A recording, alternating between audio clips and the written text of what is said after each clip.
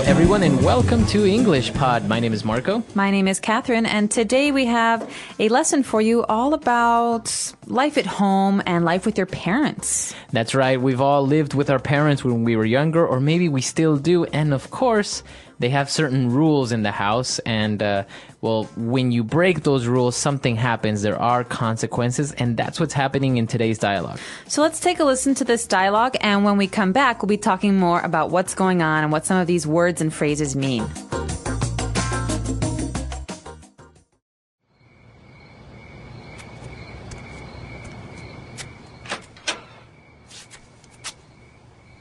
Do you know what time it is? 10. Get in this door, young man. It's midnight. You are 2 hours past curfew. I know, but it wasn't my fault. I told Jennifer she had to drop me off before 10, but she wouldn't leave the party. I don't care. You are grounded for life, mister. Mom, that is so unfair.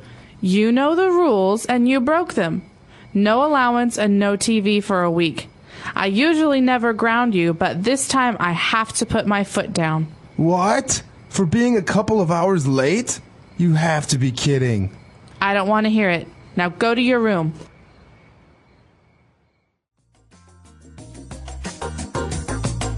All right, we're back. So a very typical case. Somebody or the kid returns home. It's too late. And now they're in trouble. Yes, his parents are not very happy. In this case, it's his mom who is telling him what the consequences will be. So let's take a look at language takeaway and find out what some of these key words are. Language takeaway.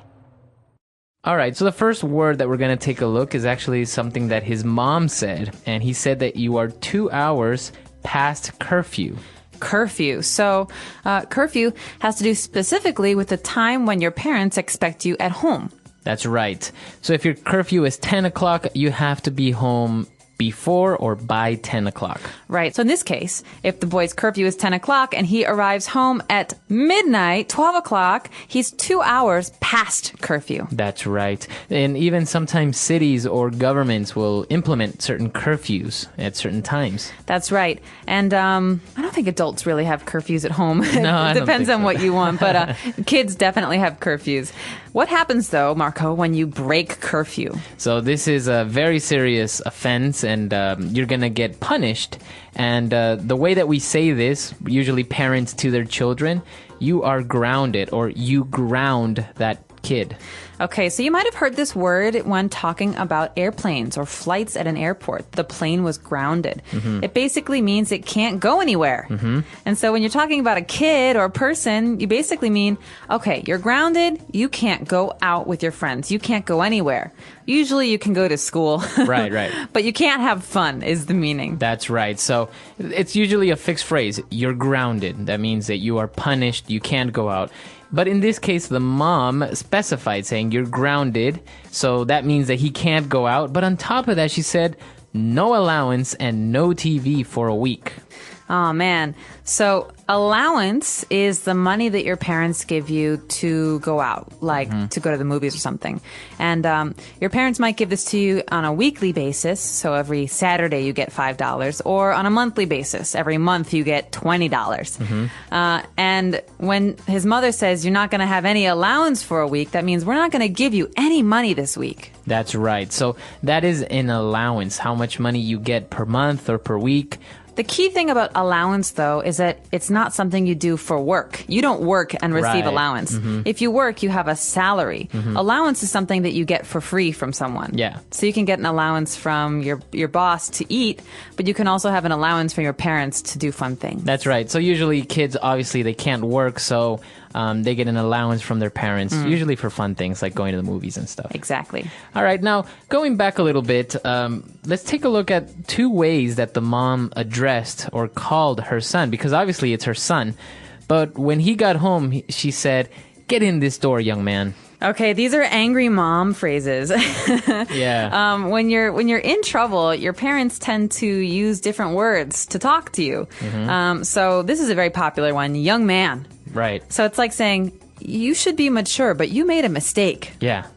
All right, so Come inside right now, young man. Yeah, it's a way to kind of emphasize that you are also very angry. Mm-hmm. And also, when he was trying to explain what happened, she said, "I don't care.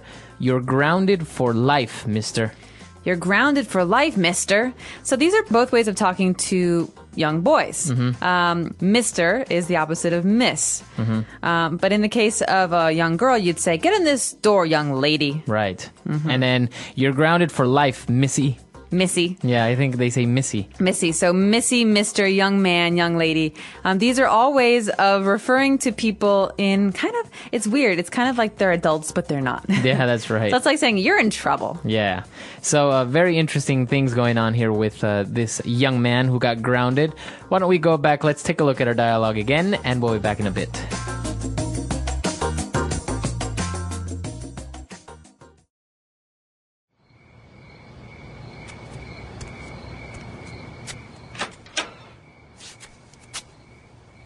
Do you know what time it is?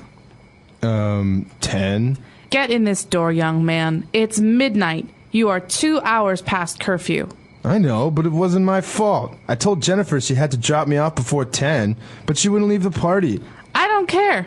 You are grounded for life, mister. Mom, that is so unfair. You know the rules, and you broke them.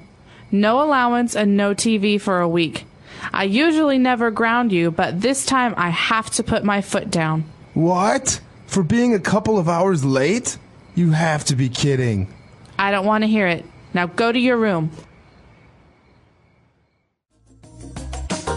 All right, we're back. So now let's take a look at 4 key phrases that we've picked out for you on Fluency Builder.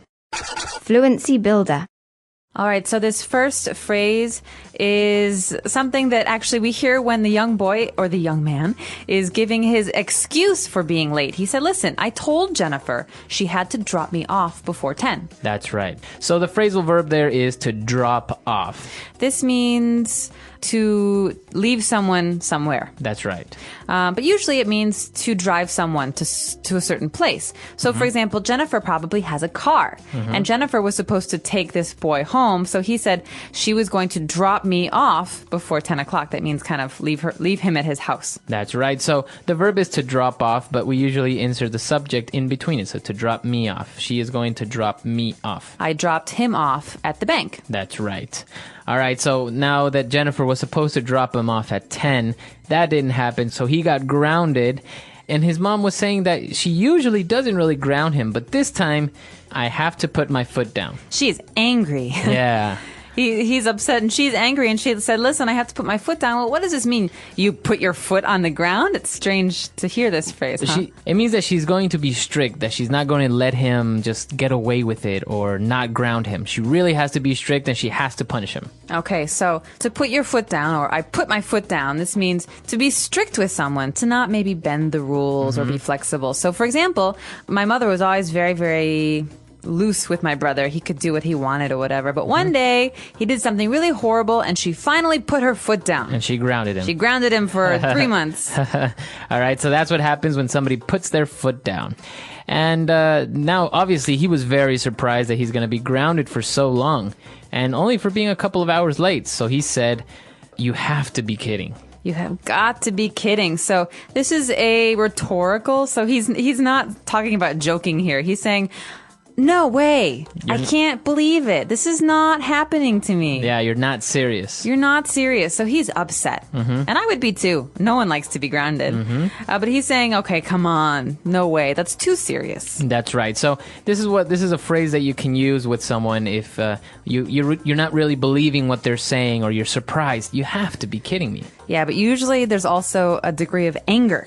So you're upset at the decision. For example, I'm watching the World Cup right now, and there was a foul, and I was very upset because I didn't think it was a foul, and I said, "You have got to be kidding me." That's right. Okay, so that's exactly the way that we would use that phrase. And, well, obviously the mother had made up her mind. She's very decided. And she said, "I don't want to hear it." So this is the end of the conversation. Okay, this is one of those phrases that will just stop anything you're talking about. So they're arguing and she says, "Nope, I don't want to hear it. That's That means no more excuses, no more talking. This is the end. That's right. I don't want to hear it. And it's used in many scenarios, right? Not only for somebody being angry or grounded, but also in a meeting. I don't want to hear it. That's it. We're doing my idea. We're going forward with it. Although be careful because that's usually what the boss will say. That's right. It's not the most gentle phrase. Yeah. And so you have to be careful with how you use it. But if you have authority, like you're a parent or you're a boss, you can say, nope, I don't want to hear it. I have made my decision. That's right. Okay, so we've taken a look at a lot of great things. Why don't we go back, listen to our dialogue one last time, and we'll be back in a bit.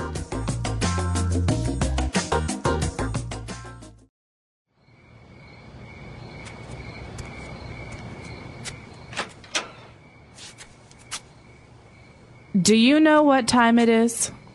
10?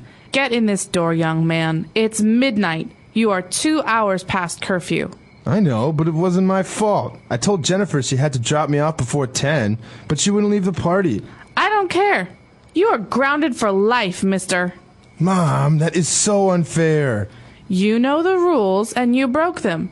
No allowance and no TV for a week. I usually never ground you, but this time I have to put my foot down. What? For being a couple of hours late? You have to be kidding. I don't want to hear it. Now go to your room.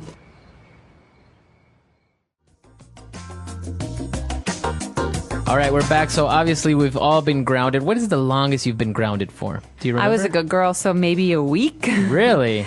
Yeah, maybe not even. I never really got in trouble as a kid. What about you? I think once I was grounded the entire summer. Oh, Yeah, rough. entire summer vacation. I don't remember exactly what I did, but my dad was pretty upset with me, and he was really strict, so I got grounded quite a bit. I tend to think that girls get in trouble less. I think don't so. know if it's because they're good.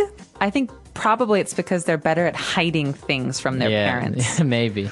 Because whenever I would come home, my mother would always wake up, but she doesn't really understand what time it is. And so I'd say, oh, Mom, it's 11 o'clock. Good night. Yeah. And it'd be like 4 o'clock in the morning, and she had no idea. So who was the person or the parent that put their foot down? Was it your mom or your dad? My dad was the serious one. Oh, yeah. really? Mm-hmm. Yeah, it's interesting because sometimes it's the dad that's very strict, and the mom kind of helps you out and tries to kind of not get you grounded or something. But sometimes it's the other way around. The mom is really strict and firm, and the dad's like, come on, don't ground him.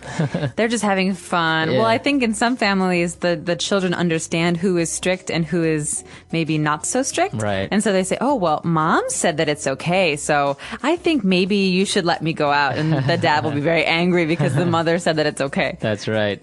All right, so that's all the time we have for today. We're really curious to get your stories. Maybe tell us, why were you grounded, or how long were you grounded for? Or what was your curfew when you were a child or growing up? Our website is EnglishPod.com. We hope to see you there. All right, we'll see you guys there. Bye. Bye.